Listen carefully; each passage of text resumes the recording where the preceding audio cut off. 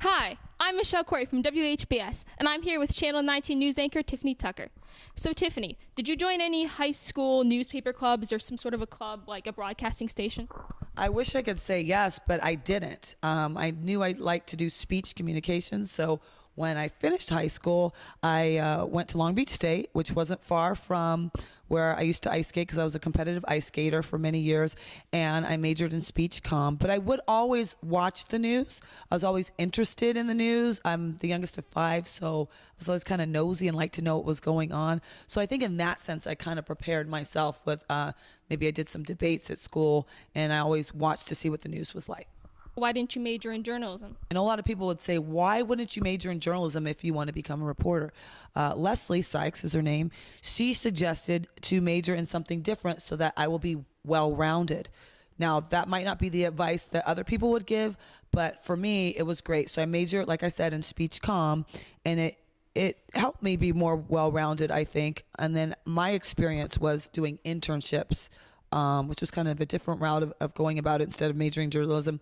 And then after I finished my internships at KBC in Los Angeles, which is the #1 station there, and E! Entertainment at the same time while I was in college, after that I went to a local cable station where I can kind of get my feet wet and make some mistakes.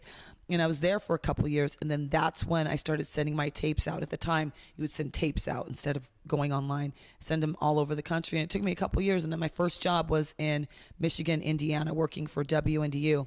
And Notre Dame had owned the station at that time. Tell us about that first job. What kind of new things did you learn there that make you such a great reporter today? Well, thank you for saying I'm a great reporter. I learned a lot because I'd never gone live before, so it was really scary. I'd never gone live. I'd never lived away from my family. It was my first job, my first apartment. So all that in itself was scary, and that was a lot on my plate. But I had a news director at the time who really believed in me, and I always say, be yourself. I didn't pretend I was something else, and she gave me that first opportunity, and it was a big responsibility because I was in a bureau which I was responsible for several counties instead of maybe just a few stories here and there. So now I look back, I didn't know what I was doing, but she gave me the opportunity and chance, and I just did the best that I could, and I just learned along the way. So during your talk, you mentioned that journalism then is different from journalism now. Talk about this change, and do you think it's changing for the better? So when I say that journalism is different now from when I started, a lot of people would have to shoot their own stories, write their own things, do the interviews, edit, do everything. You kind of worked your way up from the bottom all the way up. When I first started, I wasn't in a television market. I was in a local cable station where we ran the same story for a week or 2 weeks.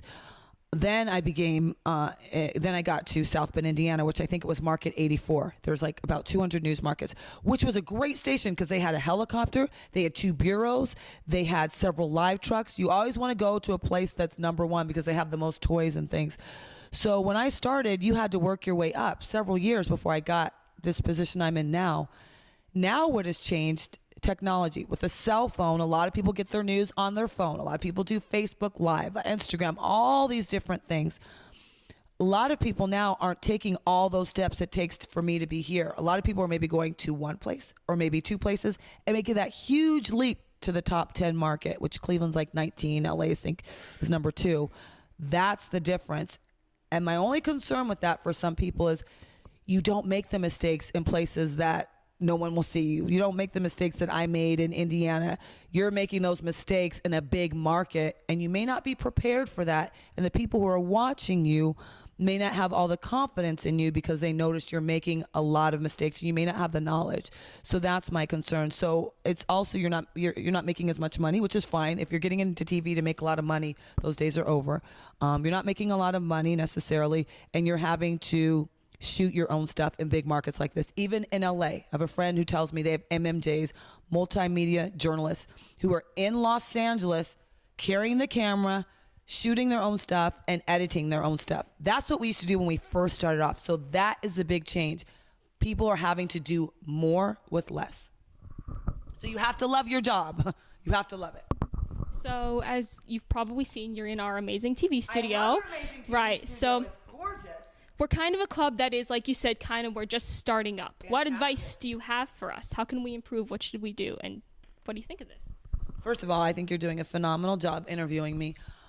I always say be yourself, whether you're in TV, whatever job you're in, because if you're not true to yourself, you're not authentic. Don't burn bridges, like I said before, because you never know, that person literally could be your boss. And you don't want to have that reputation of someone who's a diva, snobby, is not a hard worker, because karma is something you should think about. So that's always what I've gone with. Always try to be. Now that doesn't mean if someone is not being kind to you that you let them know about themselves in a nice way. And I'll give a quick example. I was in West Palm Beach. I was working on the weekend. I was new to the station, and like with every job, there's maybe some people who are cliquish, who are more friends, or may look at you in a different way. I was filling in for a position that a girl who just left. So I found they were treating me the same way as this girl who just left, which wasn't on good terms. I was putting my story together. I didn't know the computer system that well. And one of the producers said, hey, you should add this in your story. And I said, you know what? I don't know how to do that. Can you show me where on the computer I can do that? So instead of being nice to me, she was very rude. I'll never forget. We're not going to help you write your package. That's something you have to do yourself. Now, I could have done one or two things. I could have been really mean and snippy back, or I could have been nice, which I decided to do. And I'm glad I decided to do that. And you know why? So I said to her, Becky was her name. I said, Becky, I don't expect you to write my package. I'm new to this computer system, but I want my story to be good for you as a producer, because you're producing this show, and I want my story to be good for the show.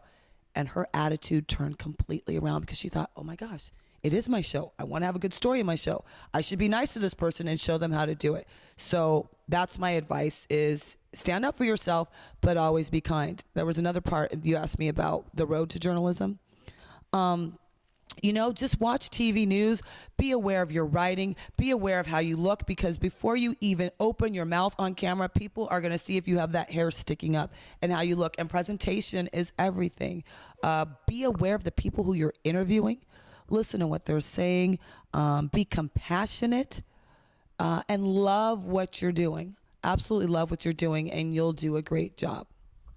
That is amazing advice. Thank you. And right now you're known as Tiffany Tucker on Channel 19. So how did you get to Channel 19? I was working in Miami. This is before I had kids. Working in Miami at one of the most amazing stations, WSVN. This station taught me more. I learned more in a month there than I learned in all my years of news. And I'll share this quick story. I worked the night shift at the time. And that station is known, like CNN and Fox will get in touch with them for stuff. If you Google them, you'll see. I was working at that station, and the assignment desk had sent me to the court. They said, we just want you to go to court and check it out. Okay, so we go to the court and check it out. I'm with my photographer. It's a trial that had been going on for a week, but we had a photographer there. So I go up there to check it out. It's about 3:45 when I go to check it out. I knew kind of a little bit about the trial, but obviously I hadn't been sitting in there with other reporters. I get a call at about 4:15. Hey, you're the lead. You're live at 5 o'clock. We need you to write a package on this trial that's going on.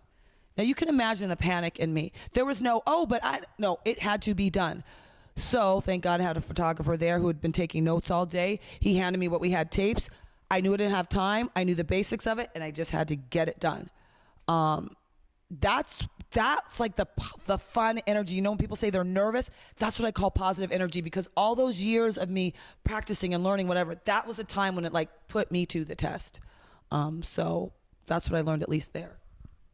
And here at our high school news station, we're kind of put to the test all the time, because we kind of find out, oh, it's happening now, we gotta go. So what advice do you have for us to help us relax a little on camera, be more natural? Well, like I said, when you feel what people would say, like the butterflies in your stomach, I call that positive energy. Feed off of that energy, take a break, and go back to your basic skills. You've got it. It's kind of like addition. You know how to do it, but when you're timed in a test to do it, you may panic a little bit. Take a breath.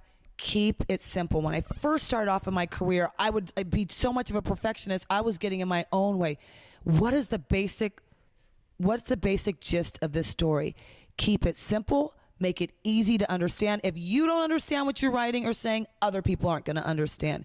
Have compassion for the person you're interviewing. Make your stories concise.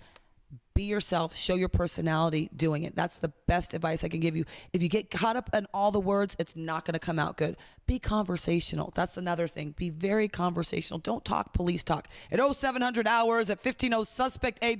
Nobody talks like that. You wouldn't say that to your friend, right? At 3 o'clock, a guy walked into the drugstore and robbed robbed the place. Be conversational and find your true self. That goes for anything. This has been an amazing interview, and it's been a great opportunity for me to talk to you. But the last question that I really have is, to you, what does it mean to be a journalist? Oh, gosh, that is so multifaceted. For me, being a journalist and working for Cleveland 19, I have a responsibility not just to myself, but the people I interview and the viewers who watch me. When I'm in the grocery store after I've just dropped off my children, I still have a responsibility to represent the station. Someone comes up and talks to me, I love it. I'll find people be like, oh, I don't want to approach you. I don't want to bother you. I am a regular person, just like anybody else. Now, there may be some other people who might not want to be approached. I'm a regular person. I represent the station. I represent myself. I represent my children. I'm a member of this community. So it's a big responsibility. As a journalist, you usually meet people on their worst day, and in a short amount of time, you have to convince them that it's okay to speak with you. So don't burn those bridges. Make people feel comfortable, but always also have the facts correct. You have to have correct facts. You cannot go making up stuff. You have to make sure that all your ducks are lined up in a row, and you make sure that those facts are accurate. Because once you become that reporter who doesn't give the right information, you're no longer credible, and that's really important. So like I said, this has been an amazing interview. I loved getting to talk to you and getting to meet you. I think you're amazing. Thank you for coming down to our humble abode. Yes. And, well, this is Michelle Corey from WHBS signing off.